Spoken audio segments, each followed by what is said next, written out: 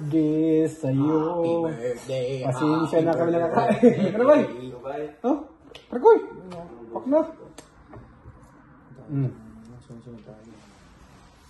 Yun. Aroy. Ano ba yung nakataan beef? Chicken. Chicken din yan. Pero wala mapistol na yan. Gabay. Gabay, saan mo gabay? Hayaan mo muna yung kan mo. Gabay, mamaya ka na sumakit. Hindi naman siya kaya ka naman. Mga 4 na araw to eh. Ha? Mga 4 na araw na.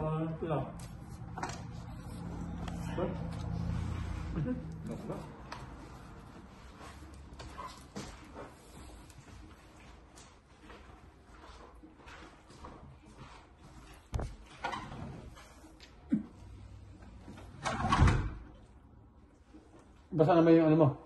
Basta. Yung, hindi na. May, kunti. Parang gumawa ko ngayon, tapos bumbiyak. Parang nangyari sa ano, kumain ako ng kamating kahoy. Yung bigay na bigay na. Masakit dito sa ano, Mula, taas. kunti ang labas, parang hindi naman labas. Delikado yung amoy pa. Kaya yan, hindi ka. Parang ganun si Bryson din ah. Si Scotty din kanina. Ano kaya? Tubig? Tubig nga namin nilang ininom natin. Sana nagkaganan din ako.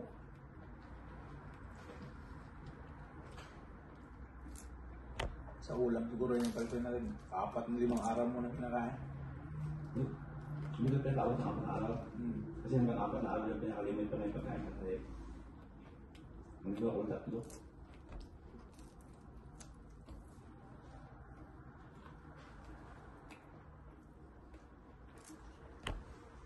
Sa akin, okay naman ah. Pati bayan lang. Tapos kasi ko na yung blender, hindi ko nabukas maigi kasi may mga spray yan. Hindi ko nabukas kasi may maigi. Ano yung apple? Pusang. Bakbak mo lang ng saging ba? Bye. Saging lang. Sabi mo sa kanya yung ilaw na yung green green ba? May mga green green. Nakakalawa na ako bang sabi mo, tig-apat na talo yung kakain mo, bago tulog. Wala na ano naman siya, nakapigil-pigil naman siya.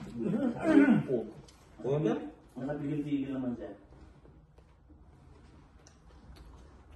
Dapat hindi emoji yung binili mo. Hindi emoji yun. Medium yung resita ng doktor eh. Dr. Queen. Dr. Queen. Dapat yung ano, yung sa kabag. Sana pang amoy ba nga sana? Ano yun eh? Diarrhea.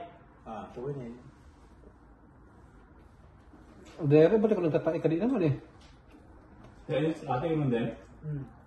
Nagpapasa na nang bumapunta sa ano. Oh shit! I shit my pants! Tagi na. Pag di daw sinalo ni Queen yung goma, tatae na sana sa'yo. Laglag na, nasa bunganga na daw eh. Sabi pa, ano si Scotty kanina. Tapos bandang hapon, kumain ulit.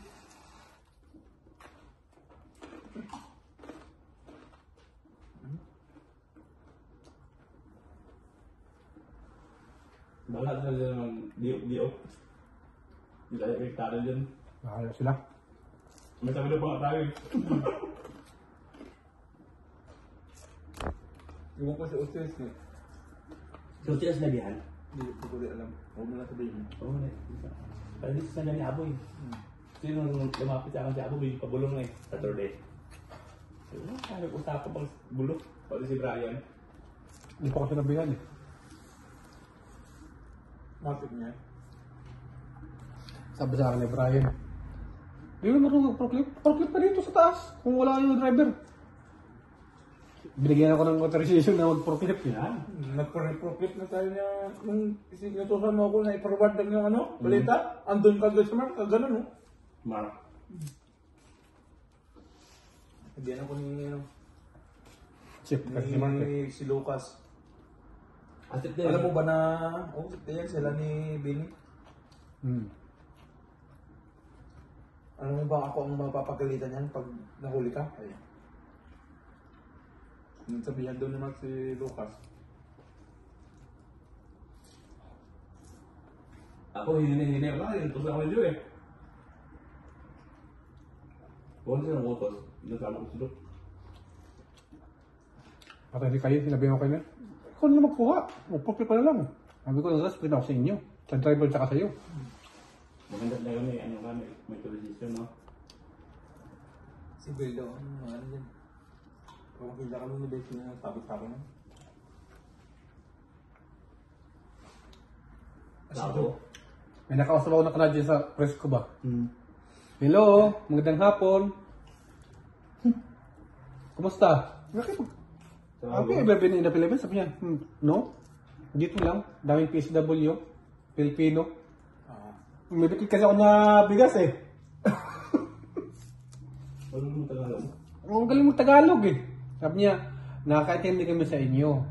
Sa Tagalog niyo. Pero wag niyo bilisan kasi yung R di ay maintindihan eh. Hindi kami magkabigas ng R eh. Tagalog na pintuan doon sa may Asian na ano eh. Daming duming-tingin natin ng ano, bangos.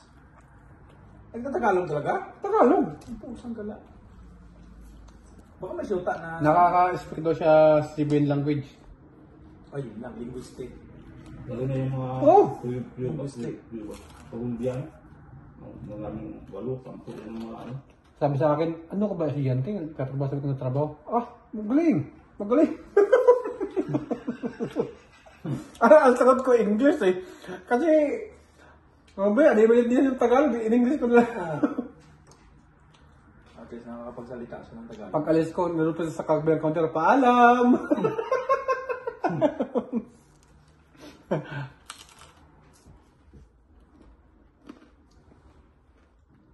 Oh!